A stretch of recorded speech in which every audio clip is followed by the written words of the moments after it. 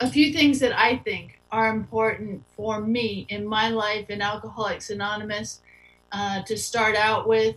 These are things that keep me smack dab in the middle of Alcoholics Anonymous and that I have found to be vital in my program of recovery in AA.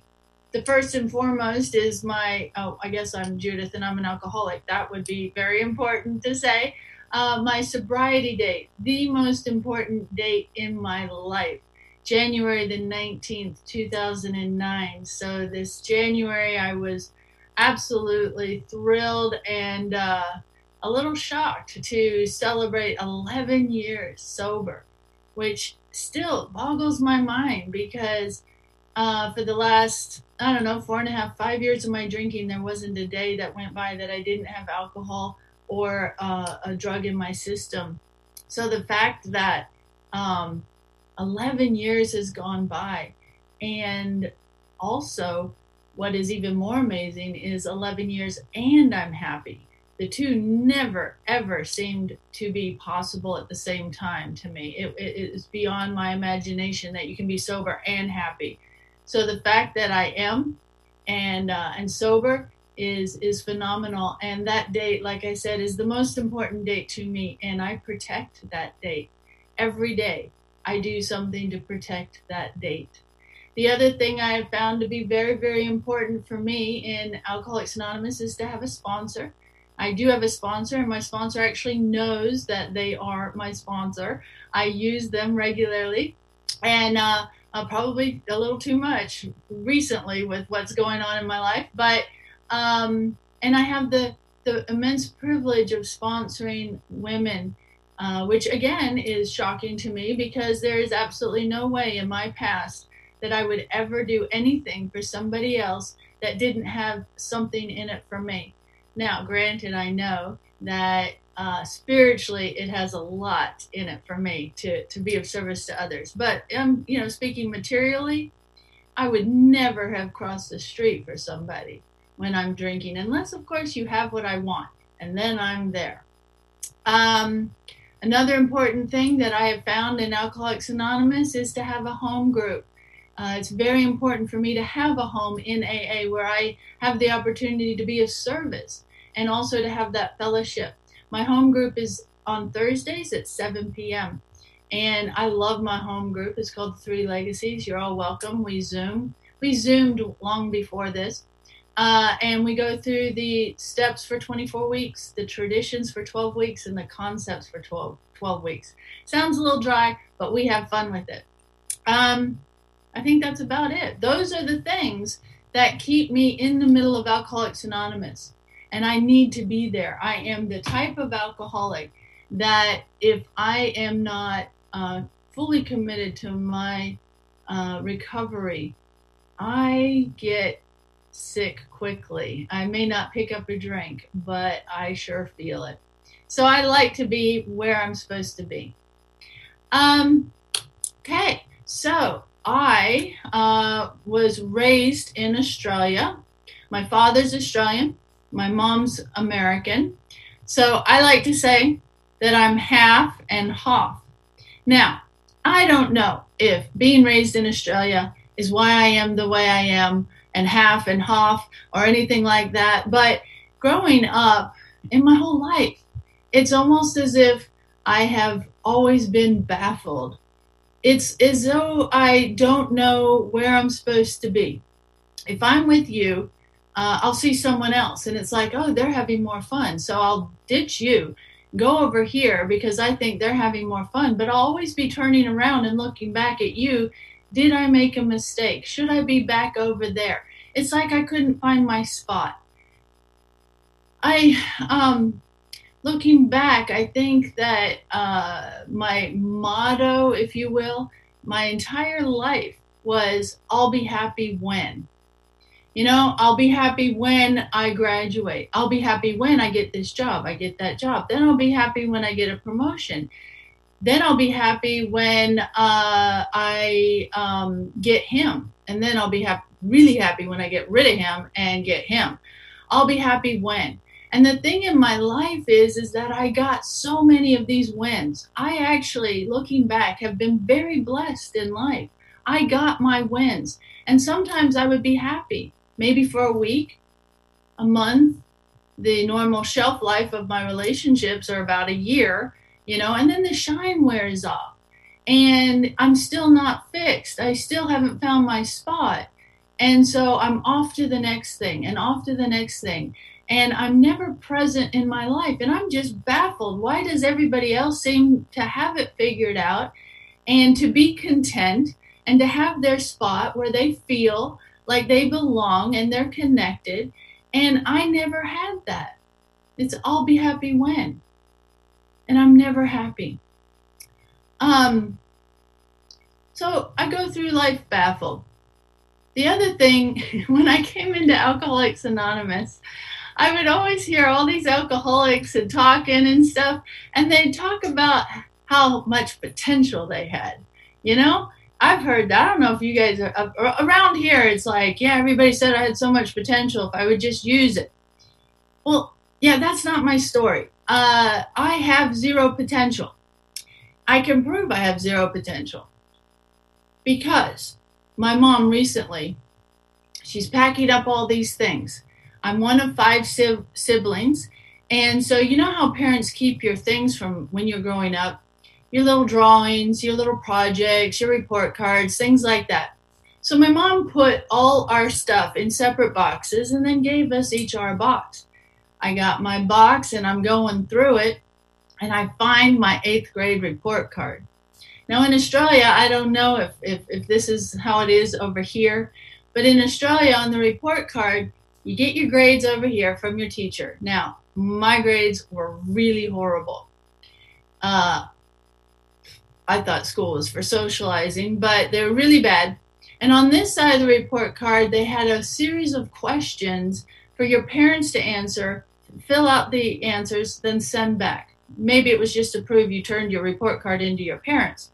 Well, one of those questions on my report card that I recently found was, mind you, this is in 8th grade. So one of the questions was, what potential does your child show? And I kid you not, my mom wrote, Judith has yet to show any potential, but we pray every day. Okay, so here I am growing up. I'm baffled by life and everything else. I can't find my spot. I don't know how to connect. I don't know where I belong. So I'm baffled and I have zero potential. Not a great way to start out life and absolutely unprepared for what was coming regarding alcohol and alcoholism. I mean, it says that alcohol is cunning and baffling, and I'm already baffled to begin with. And so this is not going to be a happy mixture once I get introduced to alcohol. So that's how I grew up. I also grew up in a non-alcoholic home. In fact, I'm 5th generation convict from Australia, and I have all the paperwork and all the ancestry and everything from when my great-great-grandma was shipped over to Australia from London as a convict. And so for 5 generations, I can't find a single alcoholic in my family tree. None until there comes me. Don't know. My parents, mom and dad, are 85. And they've never had a drop of alcohol. I never saw anyone drink growing up. I had no experience with this at all. Didn't know anyone. I was sent away to boarding school at 13. I was in a very controlled environment my entire life. So I never ever was exposed to this. I have to digress for just a moment because I referred to my mom and my dad. And I'm just still processing. My dad just recently passed away. A couple months ago, and so I'm still in the middle of that. So I forget that sometimes he's passed away. But I want to say something about that real quick. And then I'll get back to my story, and that is thanks to Alcoholics Anonymous and doing the steps with a sponsor and the amends process.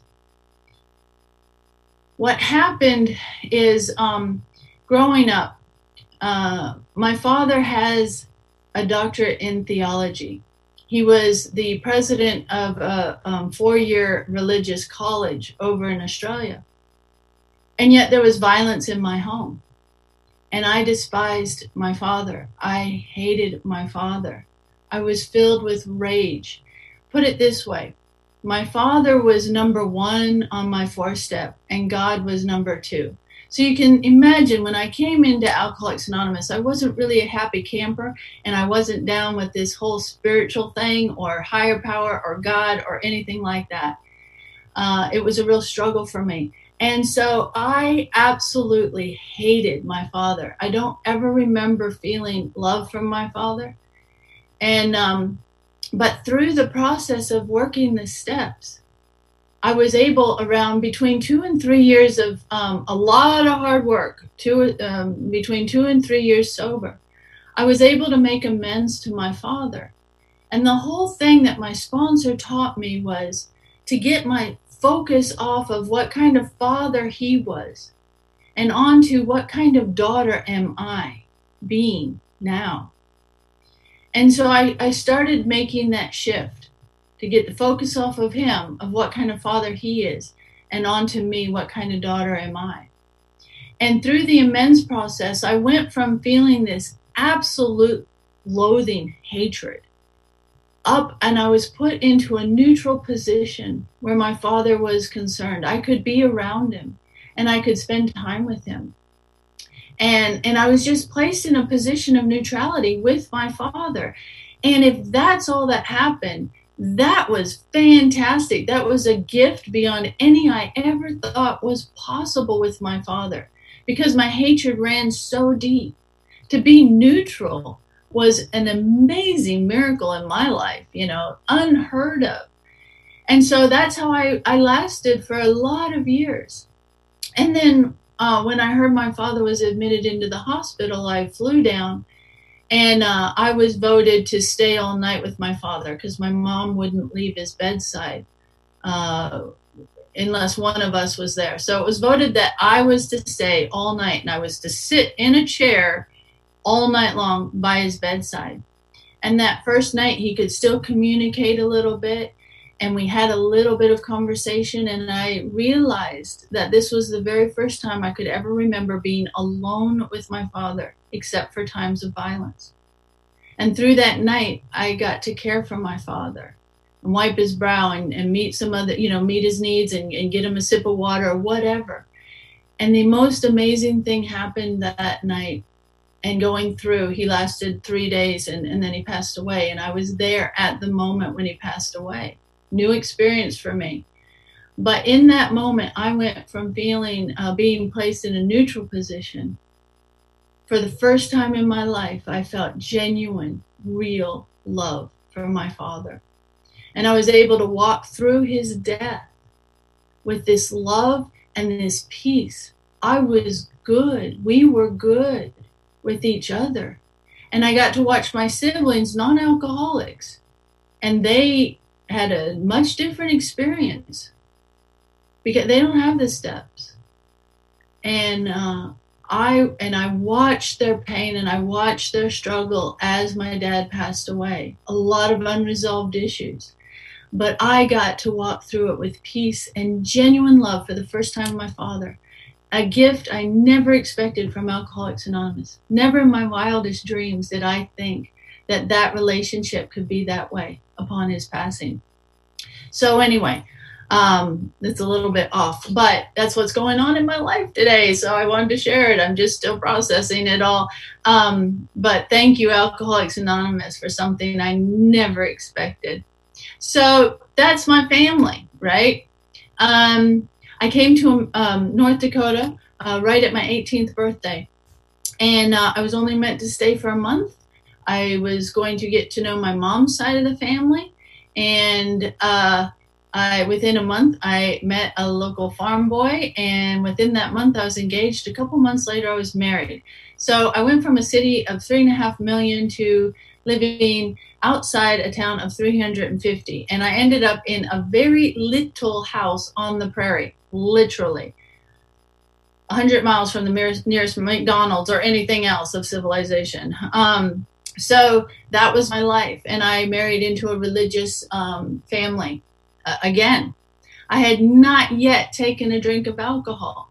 In fact, I went until I was 28 years of age before I touched alcohol. Now, I know a lot of you are like, what? You know, that's crazy, because I sponsor women that start drinking at 11 and 12 and 13, and that's normal. 28 is not normal. Now, granted, I could have used the drink 20 years ago, but I mean, 20 years before that, not at 28, but that's how it happened. Now I am 55 now, and 28 is a long time ago, but I remember that day as if it was last week. I really do. I know exactly where I was sitting, who I was with. And it was someone, a guest in my home. They had what I now know to be vodka, probably the only time alcohol had been in my home. And they innocently offered me a drink. Now, I am irritable, restless, discontent. Remember, also baffled, zero potential, don't know what I'm doing with my life, and it's going nowhere. And so I said, sure. And I remember she mixed this vodka with orange juice. And I remember sitting there, and I remember what I was saying. I took that first drink, and I started saying things like, this tastes disgusting. Now I know why we don't drink. Why would anyone drink this stuff? We just ruined a perfectly good glass of orange juice, right? Things like that. But the interesting thing about it is, in between each of those statements, I'm taking another drink. I know now. I never have drank for the taste of it. Now, I did acquire a taste for it. I would have absolutely said I loved it, but not at that first time. So why did I keep drinking it? And, you know, in the big book, it talks about how we all cross an invisible line. And I know what my invisible line is. It's right here at my lips. From the first moment that I ingested alcohol, it was my master. I didn't know it. I didn't know what was to come, but from that very first drink, it had a fundamental impact on my body. You know, I've heard so many people talk about that first great exhale. You know, I took that in, and it hit, and it's like wrapped every raw nerve ending in velvet. And I could breathe, and the voices quieted down. I describe it like, because I'm a visual person, I describe it like those movies where a safecracker comes in to rob a safe, and they have the stethoscope on, and they put the end of the stethoscope up against the safe, and they're listening really carefully as they're turning that combination. And they turn it this way till they hear that tumbler click, and then they turn it that way until they hear it, and then that way, and then the safe opens up.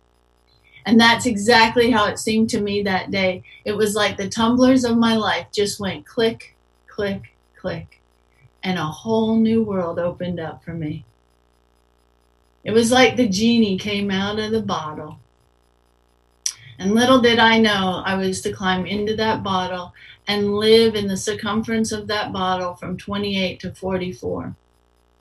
Because from that moment, alcohol became my master. Within that first year of my first drink, I was divorced from a very good man, without a reason. I knew, because we don't drink, that I could not drink.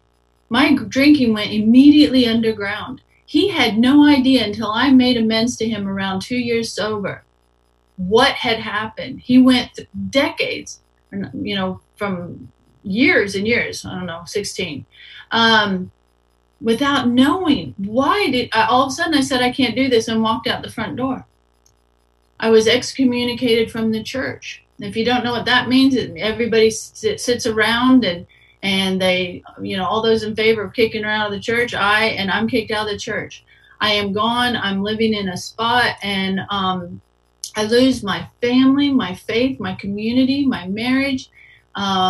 Later on, I was to lose my self-worth and my dignity, you know, and I lose my morals. I don't say that I lowered my morals. It was that I had none. Because when I'm drinking, there wasn't a line that I was presented with that I didn't just step over casually without a thought. That's how I am. So I'm off and running from the beginning. I do have, I'm able to still function, and I'm not a daily drinker, which isn't, necessarily doesn't mean you're an alcoholic or not an alcoholic, but I wasn't, but I drank all the time, and I did not drink normally. I did get through law school and pass the bar, which should concern a lot of you. So I don't remember my third year in law school. It's a little concerning about the judicial system that I can get in. But I was off and had this career, always searching. I'll be happy when. I'll be happy when. I'll get this, that, the other thing, and I'll be happy then. And I never was. I did get married a second time and all of that. But yeah, he's within a year, he started saying stupid stuff to me like, don't you think you've had enough? And, stuff like that. And I'd say, shut up and eat your cereal. It wasn't going well. So that's not true. I didn't leave him. I got to be honest.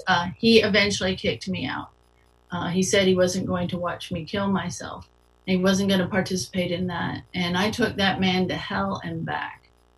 Good man. I've been very blessed with a lot of, with some good men in my life. Not a lot.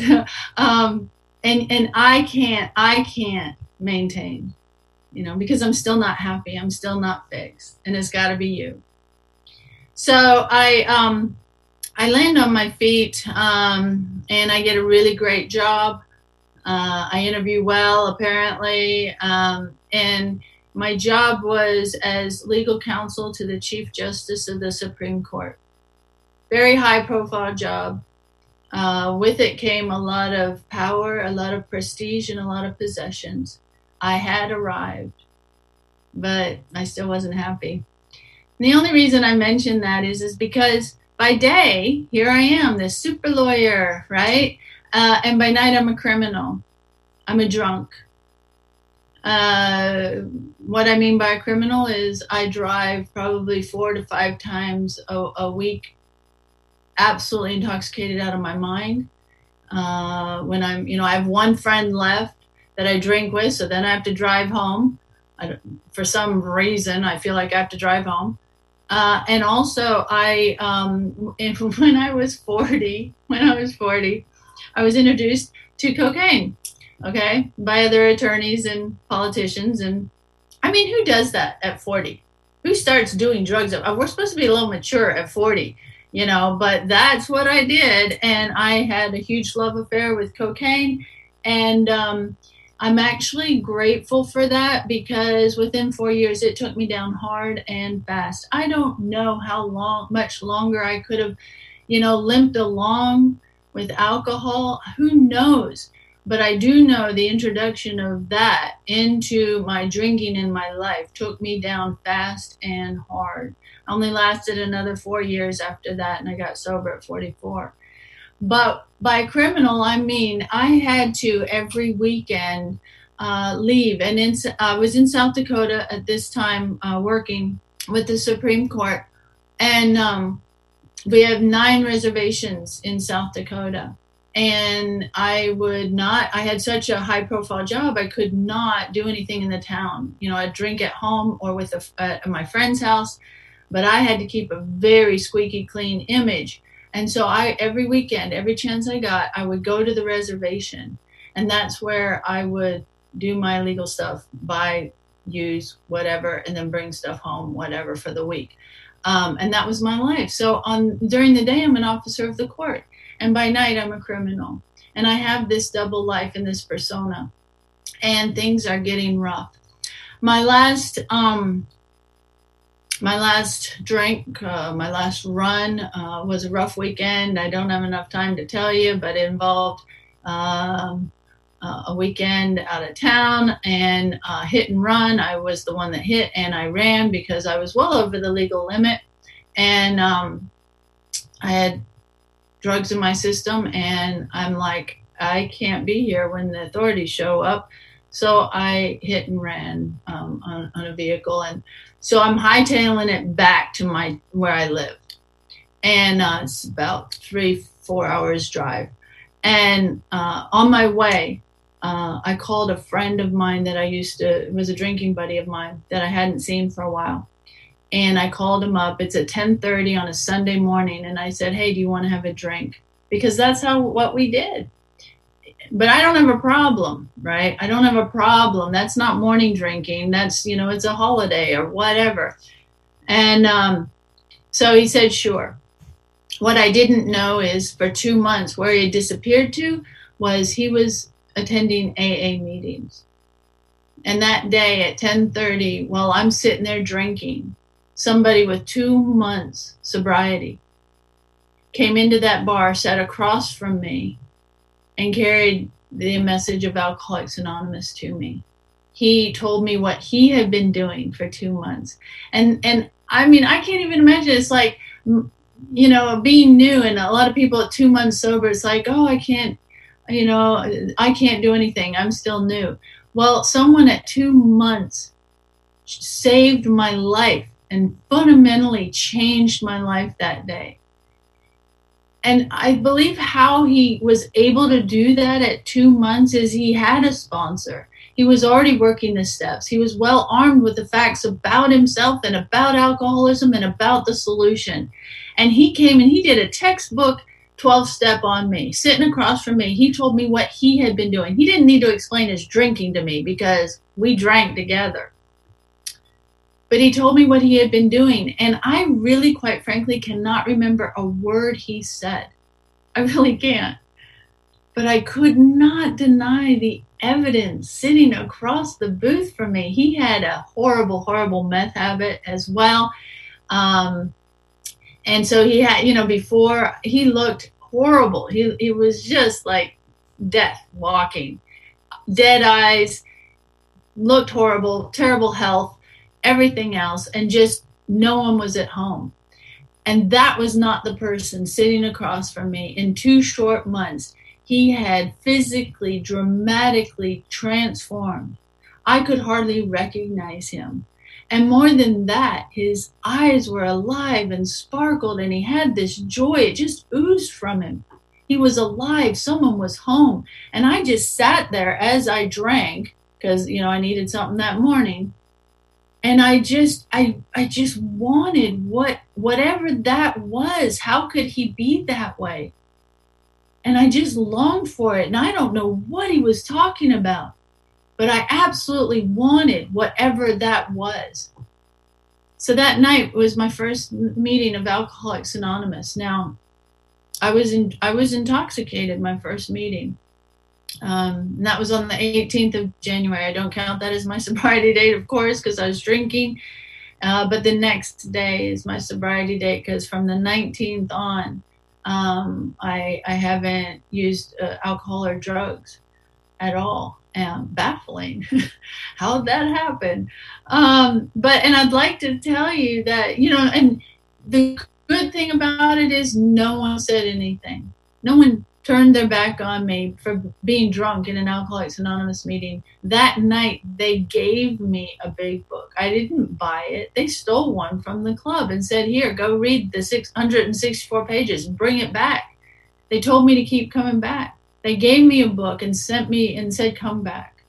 And I would like to say that from that moment on, I loved you all, and it was wonderful, and unicorns and butterflies, and no, that's not my experience.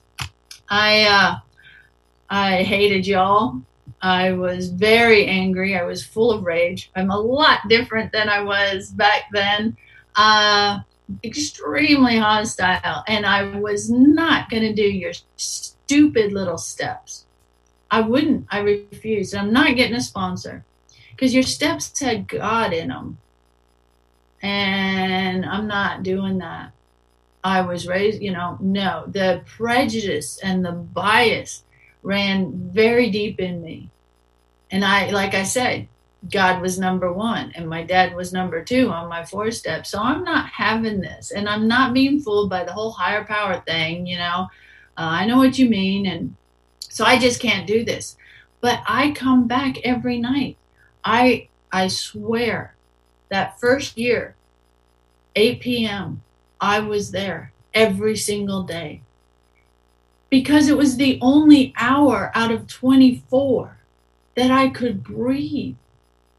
It was I felt like every time at 8 p.m. I would collapse in my chair and I was safe and I didn't have to fight and I didn't have to struggle for 1 hour. And it was enough to hold me together to go back out for the next 23 hours, which was a living hell.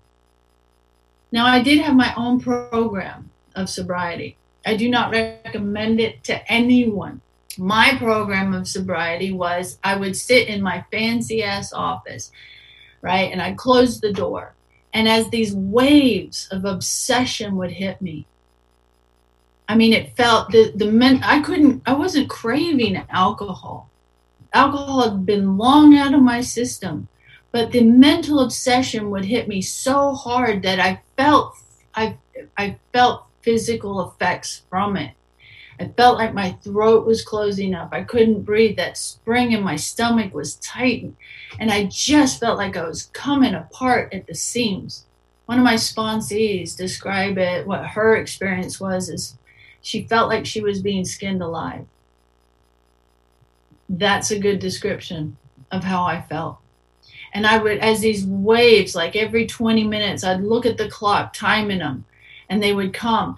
And I would clench my fists and I would rock. And I would say, just don't drink, just don't drink, just don't drink. And I'd sit there until that wave would pass. Utter agony. And I remember as clear as anything, as clear as I'm sitting here, I would remember looking out my window.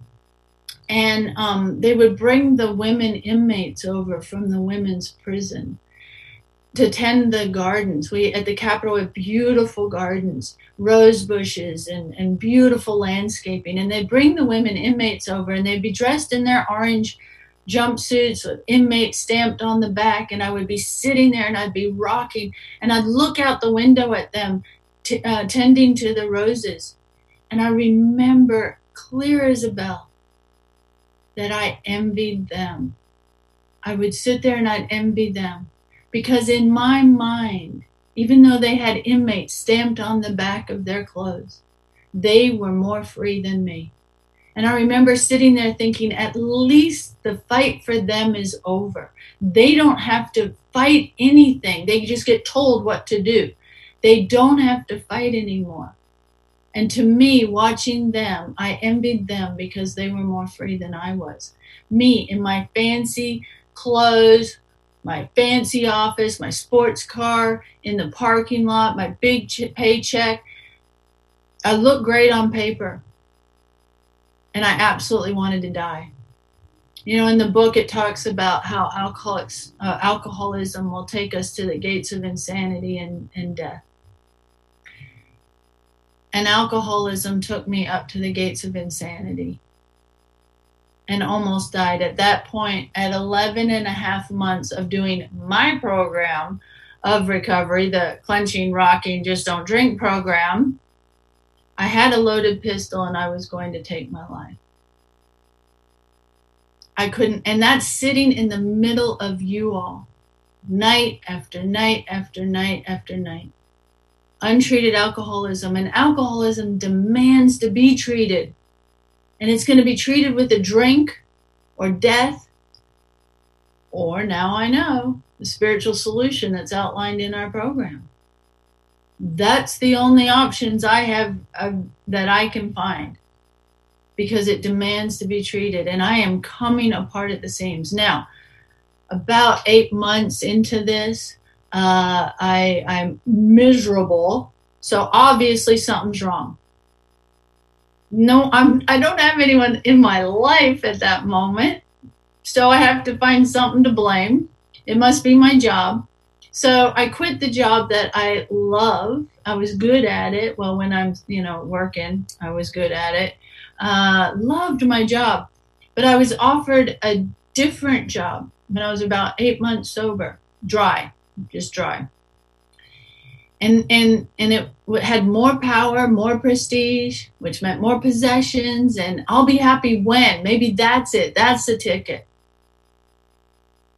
And so I take this job, and I don't have a sponsor. I don't have anyone to bounce the wisdom of this idea off of. And I just take it. And what the job was to be an assistant U.S. attorney. And that meant being a prosecutor for the federal judicial system. Now, many of you may be familiar with the judicial system. But, okay, so it's really not great to get in trouble with your state. It's really not good to get in trouble with the feds. That's the FBI and mandatory sentencing, and you just don't want to deal with them. So my job was to prosecute, put people in jail. And I didn't really stop to consider the job description. And the job description was prosecute violent and drug crime on the reservations, because that's federal jurisdiction. So, I don't know. If you were listening just a little while ago, I was just telling you that I would go to the reservation to buy my cocaine and to use it and get it and do all that stuff, right? So, not too smart at this point. Sure enough, my first case that came across my desk, I knew very well. Now, everybody else was super excited about this because they thought they had gotten the biggest drug dealer on the reservation. Okay, they hadn't, but they thought they had, right? But I can't prosecute him. I can't even put my name on a piece of paper. I know that I am done. My life is over. And I know I'm heading to federal prison, because all they're going to have to do is walk down to the holding cell and, if I see him in court or he sees my name on a piece of paper, and all he'll have to do is say, I can give you a whole lot of information about her and some other people. And he can get a good deal. His name was Dean. We called him D. And if he provides all this information, he's going to walk. Because there's nothing they don't despise more than one of their own doing stuff that I was doing. So I know my life is over, pretty much. And I cannot afford to let him know that I'm on the other side. And so what I did was I did what we call disclose. And I said that I knew this person. And it was like all hell broke loose. People scattered. It was just crazy. The actual U.S. attorney flew in on his jet. They pulled me into a room. 3 FBI agents, 2 assistant U.S. attorneys, which is what I was, and the U.S. attorney. 6 guys in suits interrogated me for 3 hours. And yes, it was like it is on TV. There's the good cop, here, have a cup of coffee, and the bad cop yelling and spitting on your, how do you know this people and all this stuff, right? And for 3 hours, I was just saying anything and everything to get out of, I know I'm going to federal prison.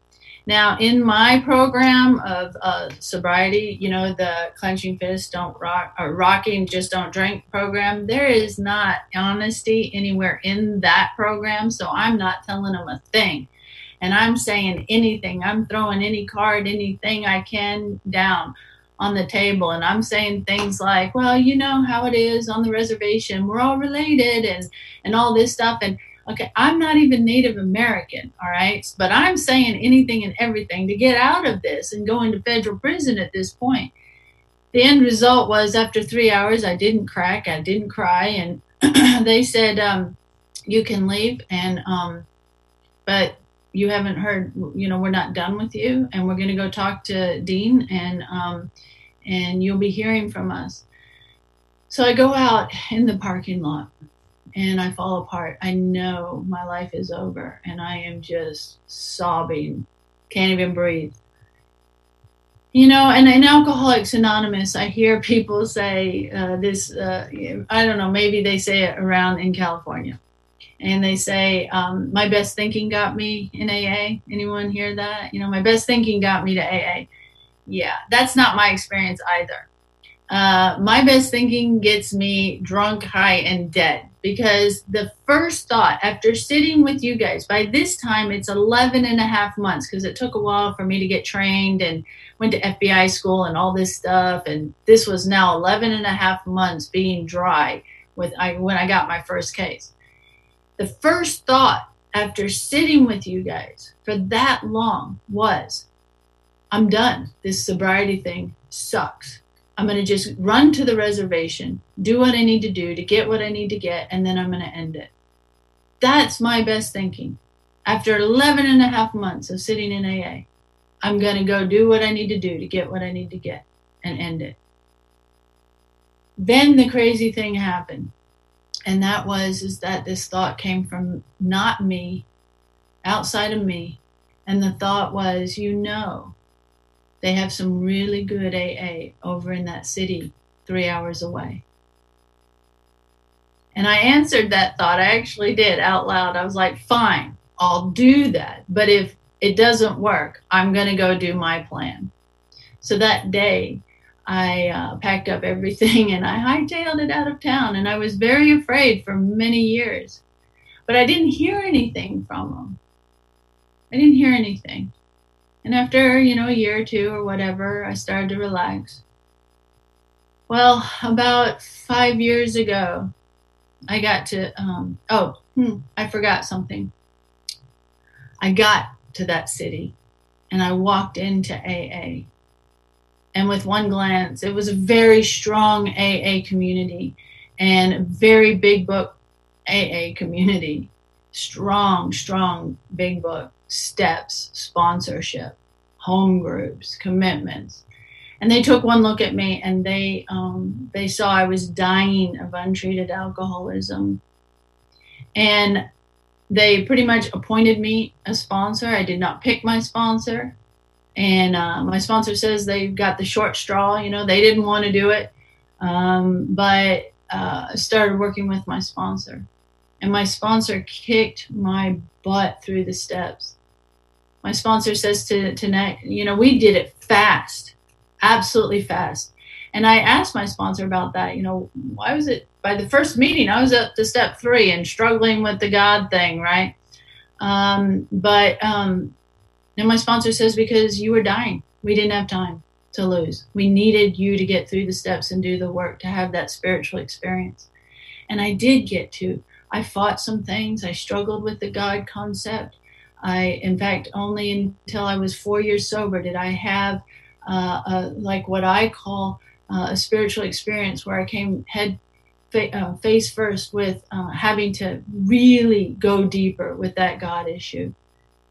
But I know I'm running out of time, but I want to, so I did all the steps and I made my amends and I got results, even though I didn't do it perfectly and I struggled.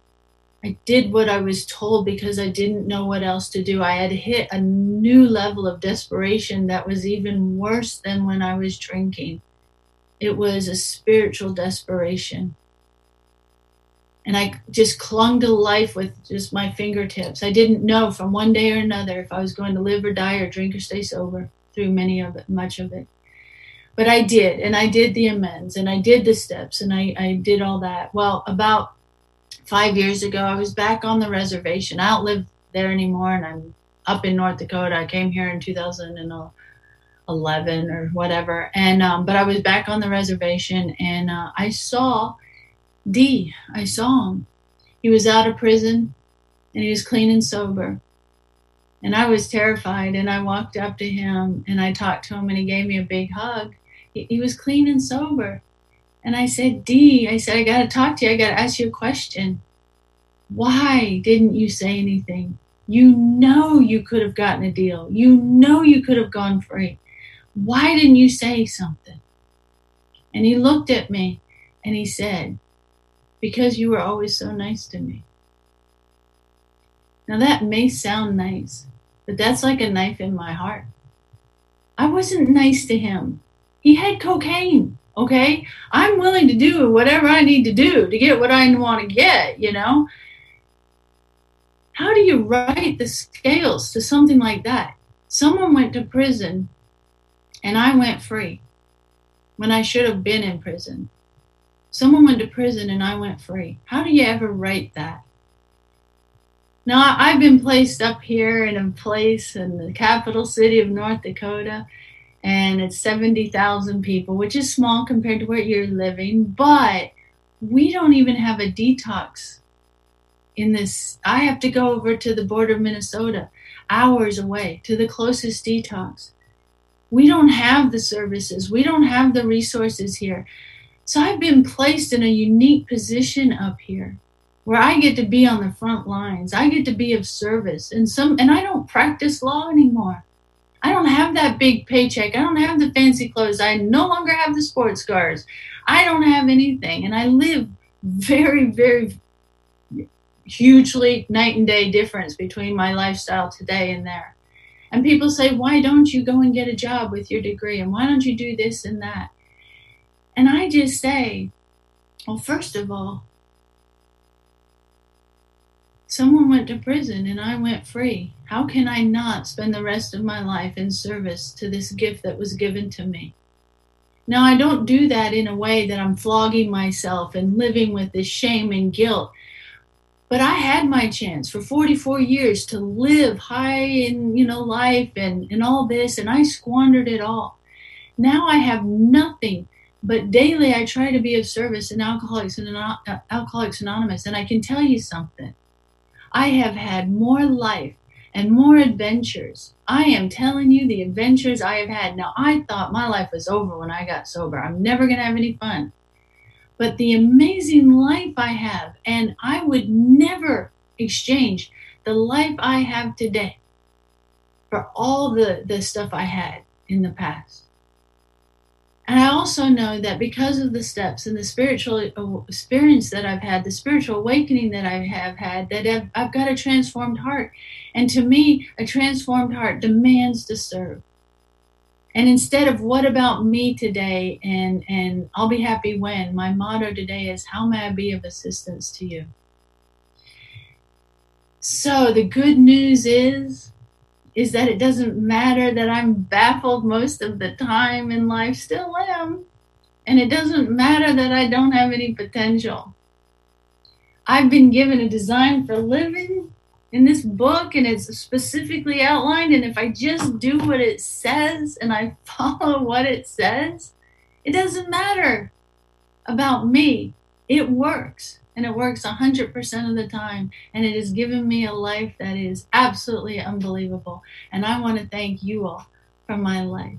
Thank you very much.